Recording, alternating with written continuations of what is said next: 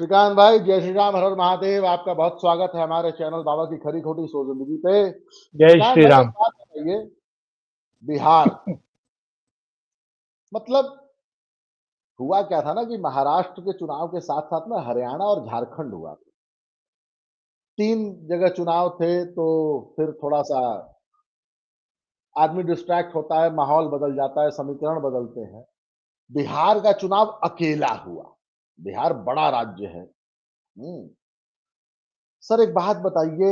इस चुनाव में हमने देखा कि कैसे राहुल गांधी ने पहले बात की जाति जनगणना, फिर बातें हुई वोट चोर, गद्दी छोड़। राहुल गांधी, जब मैं बताऊं, जब कहते हैं नरेंद्र सरेंडर, तो मैं एज अ भारतीय नागरिक बहुत ऑफेंड होता हूं। मैं भाजपाई संघी बाद में हूं, पहले मैं राष्ट्रवादी हूं। इंदिरा गांधी ने भी कुछ काम बड़े अच्छे किए थे, उसकी सराहना होनी चाहिए। उन्होंने जो खालिस्तान नाम के उस राक्षस का दहन किया था ना, वो बड़ा अच्छा कार्य था। उसकी उनकी हमेशा उनकी मतलब उसके लिए उनको सराहना होनी चाहिए। निंदा अपनी जगह, लेकिन सराहना भी होनी चाहिए। लेकिन जब राहुल गांधी कहते हैं ना नरेंद्र सरेंडर, ट्रंप ने फोन किया नरेंद्र सरेंडर, सर बहुत बुरा लगता है कि आप पूरे भारत को गाली दे रहे हैं, आप पूरे जनमानस को, आप पूरे हिंदुस्तान को गाली दे रहे हैं। लेकिन सर, बिहार वालों ने राहुल गांधी के मुंह पे सर थप्पड़ मारा है, जूतों की माला पहनाई है। वैसे सर, फाइनल फिगर 6 सीटों का है। तेजस्वी शायद 25-30 सीट। हाँ, 25 से 28 के बीच में। और 6 सीटों में से 3 ऐसी सीटें हैं जो कोई 50 पर, कोई 60 पर, कोई 150 पे जीतती है। जी श्रीकांत भाई, हाँ। अब अगला चुनाव है, बड़ा चुनाव है बंगाल में। ममता बनर्जी एसआईआर के खिलाफ रोड पे दंगा, उत्पात, आगजनी और मतलब वो सब कुछ करने को तैयार हैं कि कैसे भी मेरी सत्ता बची रहे।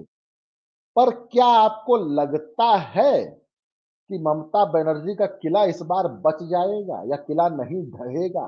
क्योंकि इंडी अलायंस, महागठबंधन या ये जितने भी एंटी इंडियंस हैं, मैं अपने शब्दों को बड़ा तोल कर कह रहा हूं, ये जितने भी एंटी इंडियंस हैं, सनातनी नहीं, एंटी इंडियंस, ये जितने भी हैं, सर इनके पास मुद्दा क्या है नरेंद्र मोदी से लड़ने का? कोई मुद्दा है सर? आपको और तमाम दर्शकों को, सभी को जय श्री राम।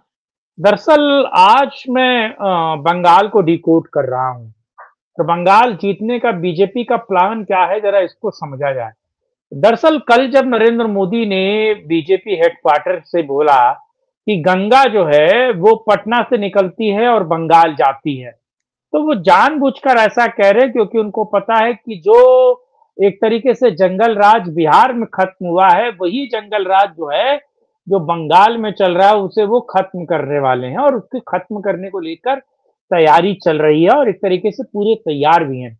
आपने देखा कि जब 2014 में बीजेपी 2 से 3 सीटें लाती है, 2019 में कैसे बीजेपी का ग्राफ 18 सीटों पर पहुंचता है, उसके पीछे बीजेपी की पूरी तैयारी क्या है। दरअसल मैं आपको बता दूं कि 2009 से पहले जातिगत वोट बंगाल में नहीं था और जातिगत वोट के हिसाब से चुनाव नहीं होते थे बंगाल में, ये चीजें तो क्लियर थी। लेकिन जब से ममता बनर्जी ने बड़े पैमाने पर पेनिट्रेट किया है और बीजेपी ने भी पेनिट्रेट किया है, तो कहीं ना कहीं पूरा बंगाल का चुनाव बहुत बहुत हद तक बदला भी है। और बीजेपी का मास्टर स्ट्रोक क्या है?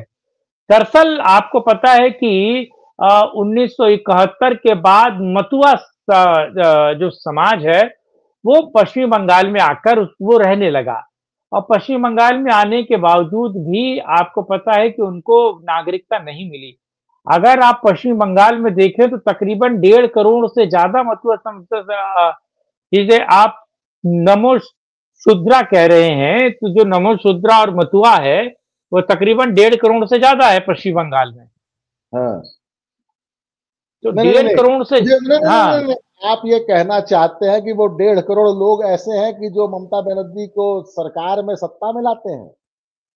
हाँ, अब क्यों लाते हैं, क्या कुछ है, ये भी आप समझ लीजिए। दरअसल वो जो नमो शुद्रा या फिर मतुआ आप समुदाय नमो है। शुद्रा छोड़िए, मुझे बस एक बात का सिंपल छोटा सा जवाब दीजिए। कि अगर हाँ उन 1.5 करोड़ लोगों के एल लगा दिए मोदी जी ने कैसे भी करके, ऐसा यार नहीं नहीं, राष्ट्रपति एल नहीं लग रहा है उनका, एल नहीं लग रहा है, वो पार्टी बदल रहे हैं। दरअसल जब 2019 में मथुआ समुदाय बीजेपी के साथ जुड़ा और बीजेपी ने उनसे कहा कि वो एक ऐसा कानून लेकर आएंगे जिसमें सीधे तौर पर ये जो महादलित या फिर एससी एसटी शूद्र कम्युनिटी जो है, या फिर जिसे अलग अलग तरीके से कहा जा रहा है, वो उनको भारत की नागरिकता दी जाएगी। और ये 71 के बाद लगातार पश्चिम बंगाल में आकर ये जमे, उसमें से बहुत कम लोगों को भारत की नागरिकता मिली। और आपको पता है ठाकुरबाड़ी इसीलिए है वहां पर, उनको भारत की नागरिकता नहीं मिली। अच्छा, सीए भारत जो नरेंद्र मोदी वो लेकर तो आ गए, लेकिन सीए के तहत किसी को नागरिकता मिली नहीं दरअसल। उसको लेकर उसका खामियाजा आपने 2024 में देखा, और कैसे नागरिकता ना मिलने के कारण क्या कुछ हुआ। और सीधे तौर पर जब बीजेपी पिछली बार का चुनाव, आपको पता है 21 का चुनाव कैसे बीजेपी जब लड़ रही थी और जीतने के कगार पे थी पश्चिम बंगाल में, उस वक्त कैसे जब उनका रूठना या फिर सीधे तौर पर बीजेपी से हटना बीजेपी को डेंट कर गया। इस बार पिछले 6 महीने से भी ज्यादा समय से बीजेपी के बड़े नेता कैंप लगा लगाकर मथुआ समुदाय के लोगों का नागरिकता का फॉर्म भरवा रहे हैं। मथुआ समुदाय के 1.5 करोड़ लोगों को सीधे कॉन्कर करने की कोशिश कर रहे हैं। सीधे एक एक व्यक्ति के जानने वालों को नागरिकता दिलाने की कोशिश सीधे तौर पर की जा रही है। ऊपर से एसआईआर, ऊपर से एसआईआर, देखिए एसआईआर का इतना तो क्लियर होगा कि एसआईआर का विरोध करके जब तेजस्वी यादव कुछ नहीं कर पाए, राहुल गांधी कुछ नहीं कर पाए, और एसआईआर जो है वो जमीनी मुद्दा बन नहीं पाया बिहार में, तो अगर वो बिहार में जमीनी मुद्दा नहीं बन पाया तो ममता बनर्जी को भी एक चीज क्लियर हो गई होगी कि एसआईआर अब जमीनी मुद्दा बन भी नहीं पाएगा पश्चिम बंगाल में, और ना ही वो वोटिंग के तौर पर फायदा देगा।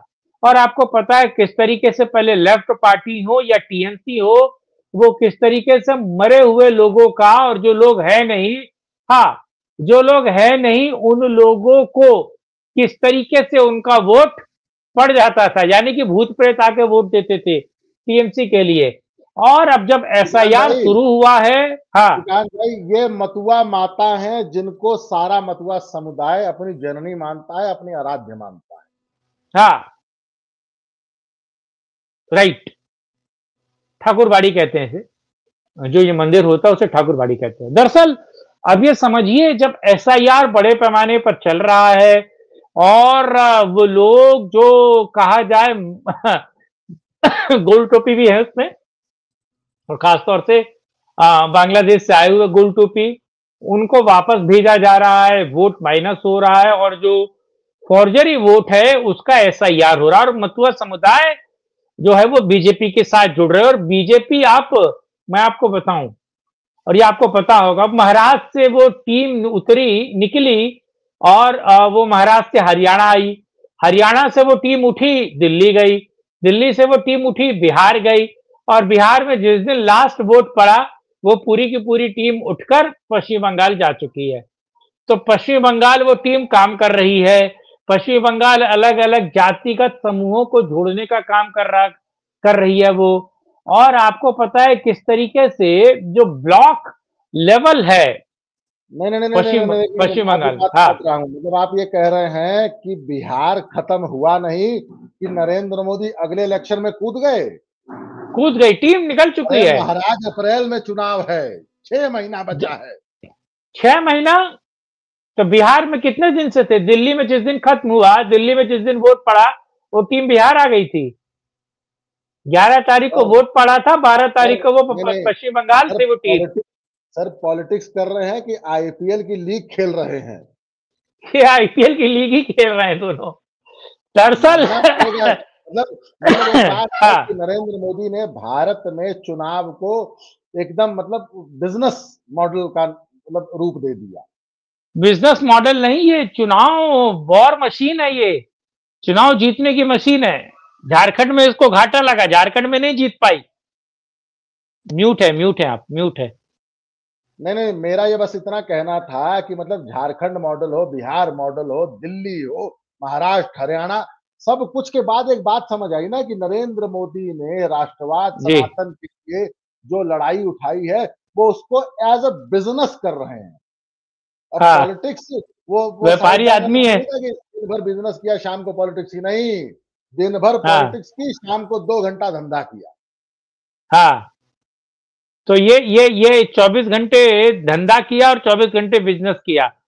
दरअसल वो टीम पश्चिम बंगाल रह गई है, और अब जिन लोगों को नागरिकता मिलेगी उन लोगों को किस तरीके से कैप्चर करके रखना है। और दूसरा, नागरिकता वाला जो सेशन है CAA को लेकर, उसमें राज्य सरकार का कोई दूर दूर तक कोई मतलब नहीं है, लेकिन राज्य सरकार भारत की नागरिकता दिलाने वाले मशीनरी में है ही नहीं। तो पूरी मशीनरी सेंट्रल की है, तो स्टेट का काम नहीं है। दूसरा, जातिगत लोगों को जोड़ने का काम कर रही है ये। और भद्र लोग जब तक कॉन्कर नहीं करेगी, भद्र लोग यानी कि कोलकाता का पूरा इलाका, वो भद्र लोग, वो बंगाली भद्र लोग, उसको कॉन्कर करने की कोशिश कर रही है। और पिछली बार जब बीजेपी के वोटर और काडर की पिटाई हुई थी और भाग के वो आसाम और त्रिपुरा गए थे, दरअसल अब उनको सीधे तौर पर कहा जाए कि बीजेपी उनको वापस मनाने में जुटी है। अब अंदर खाने बीजेपी 6 महीने वहां बैठेगी, बड़े नेता बैठेंगे, लोगों को मनाएंगे और लोगों को बताएंगे कि भाई कि आखिरी धक्का है ये। आपको पता है कि शुभेंदु अधिकारी नंदीग्राम से शुभेंदु अधिकारी ने ममता बनर्जी को हराया था। और ममता बनर्जी को हराने का काम किसने किया था? शुभेंदु अधिकारी ने नहीं, वो पूरा चुनाव किसने मैनेज किया था? आपको पता है? धर्मेंद्र प्रधान ने। ठीक। तो धर्मेंद्र प्रधान से दिल्ली के कुछ पत्रकार जाकर मिले, उन्होंने कहा कि सब कुछ छोड़कर आप यहां बैठे हुए हैं, आपके ममता बनर्जी को हरा देंगे। उन्होंने कहा कि 101% ममता बनर्जी हारेगी, नंदीग्राम से हारेगी, बाकी कहीं से जीते ना जीते, हारे या जीते मुझे नहीं पता, पर नंदीग्राम से हम हरा देंगे। तो ये वही धर्म प्रधान है, वो सर धर्मेंद्र सर सर, प्रधान है। हाँ। मैं आपकी हाँ। बात को काटूंगा, अच्छा नहीं तो आपकी बात काट लूं। मुझे एक बात का जवाब दीजिए सर, बड़ा साफ साफ जवाब हाँ। दीजिए। सर ये हाँ। हाँ। बंगाल हाँ। की वही भूमि है ना जो गोपाल पाठा, आपको याद है सर, डायरेक्ट एक्शन डे में जिस आदमी ने बंगालियों को, हिंदुओं को बचाया, उसका नाम था गोपाल पाठा। उससे पहले बंगाल की सर ये वही भूमि है ना जो सर बोस की, जिसको बोस की जननी कहा जाता है सर। लेकिन ऐसा क्या हुआ कि आज बंगाल को कन्विंस करना पड़ रहा है, बंगाल के उस भद्र लोग को, भद्रजनों को कन्विंस करना पड़ रहा है कि मतलब आप लोग अब जागिए, सनातनियों को जगाना पड़ रहा है सर। दिक्कत यहां मुझे महसूस होती है ना कि बंगाल का वो भद्र लोग जो अपने आप को सनातनी कट्टर हिंदू कहता था, जिसने विश्व को दिखाया कि नहीं भाई, बंगाल से हिंदुस्तान की आजादी का राह निकला है, गोपाल पाठा ने उस दिन स्टैंड लेके पूरे बंगाल को, पूरे कलकत्ता को बचाया। सर आज उस बंगाल को ये समझाना पड़ रहा है कि तुम सनातनी हिंदू हो। मुझे दुख यहाँ होता है श्रीकांत भाई। अरे वो इंटेलेक्चुअल वाली ताड़ी पी के सो रहे हैं दरअसल। तमाम भद्र लोग ये सोचता है कि इस पूरे देश को वो चलाता है, और जो वो आज सोच रहा है पूरा देश जो है वो 6 महीने बाद सोचेगा। तो ये भद्र लोग को अपने पर जो गुमान था, और भद्र लोग जो अहंकार की ताड़ी पी के सोया हुआ था, और मुंह पे आप कहा जाए कि सहिष्णुता का टेप लगाकर जो बैठा हुआ था, दरअसल अब आग उनके पिछवाड़े तक आई है। दरअसल अब आग उनके घरों को जला रही है। दरअसल अब पता चल रहा है कि साहब जो हम आंख मूंदे, यानी कि आए गजद में तुम्हारा भी मकान, ये आग जाती नहीं होती है, सबके पास पहुंचती है। तो देर सबेर भद्र लोगों की भी फट के फ्लावर हो रही। हाँ। श्रीकांत भाई मुझे महसूस होता है कि 47 में जब वो हाल था ना डायरेक्ट डे वाला, हाँ। तो जिन्ना ने हाँ। कहा था कि डायरेक्ट एक्शन होगा, जिसको आज भी लोग डीएनडी के नाम से जानते हैं, डीएडी के नाम से। एक बात बताइए, मुझे तो ऐसा फील हो रहा है कि बंगाल आज उस जद में फिर खड़ा है। आज ममता बनर्जी जिन घुसपैठियों को, जिन बांग्लादेशियों को, रोहिंग्याओं को अपना शरण दे रही हैं, वो कहीं ना कहीं सर नुकसान तो हिंदुओं को पहुंचा रहा है ना, भारतीय नागरिकों को पहुंचा रहा है ना, भारत के नागरिकों को। तो सर कहीं ना कहीं बंगाल का हाल तो मुझे लगता है कि सर यूपी, बिहार और केरल से ज्यादा बुरा है। बंगाल तो जम्मू कश्मीर से ज्यादा दिक्कत है वहां, वो तो छोड़िए आप। नहीं, हाँ, आपने बड़ा सही हाँ पॉइंट ऐड कर दिया कि जो हाल हाँ वहां कश्मीरी पंडितों या हिंदुओं के साथ हुआ, सर हाँ उससे ज्यादा बुरा हाल बंगाल में। और पता है क्या है सर, आज हाँ। भी लोग कहते हैं कि सोशल मीडिया आ गया, हमारी बात एकदम हम कुछ भी कहेंगे पूरे वर्ल्ड में वो वायरल हो जाती है, पूरा विश्व जी उसको देखता जी है। जी जी तो जी। बंगाल में जिस तरह से हिंदुओं का हाँ नरसंहार आज हो रहा है, मैं भाजपा कैडर की बात नहीं करूंगा, भाजपा का 99%, 99.99999 मतलब 9 टू द इंफिनिटी, वो सारा कैडर हिंदू है सर। आज बंगाल में मतलब हिंदुओं का नरसंहार हो रहा है भाजपा के नाम पे, और उसके लिए जिम्मेदार कौन है? एक ममता, जिसका ये क्लियर नहीं है कि वो हिंदू है कि मुसलमान है, गोल टोपी है, वो है क्या? नाम ममता बनर्जी, काम ममता खातून वाले। वो मिस्ट्री है दरअसल, वो मिस्ट्री है। बंगाली भी समझ नहीं पाया आज तक वो क्या है दरअसल। खैर छोड़िए, ममता पे नहीं जाते। तो बीजेपी पूरी तरीके से कमर कस के तैयार है। और मेरा फाइनल रिमार्क यही है, आप कह रहे थे कि वॉर मशीन पहले ही पहुंच चुकी है। वॉर मशीन 12 तारीख को पूरी की पूरी टीम बंगाल पहुंच चुकी है। और बंगाल इस बार आपको कॉन्कर होके मिलेगा, क्योंकि नरेंद्र मोदी अगर उस दिन ये कह रहे हैं कि गंगा पटना से निकलकर बंगाल जा रही है और बंगाल अब कॉन्कर करना है, तो आप सोचिए कि सभी की लंका लगी पड़ी है। टीएमसी में खुलबुली मची है, क्योंकि एसआईआर है, एंटी इनकम्बेंसी बहुत बड़े पैमाने पर है, महिलाओं का शोषण और रेप की घटनाएं रोज हो रही हैं, और बीजेपी की जो स्ट्रैटेजी है वो कहीं ना कहीं ममता के लिए भारी पड़ने वाली है। जी। श्रीकांत फाइनल। भाई, आपने समय उसके लिए बहुत बहुत धन्यवाद।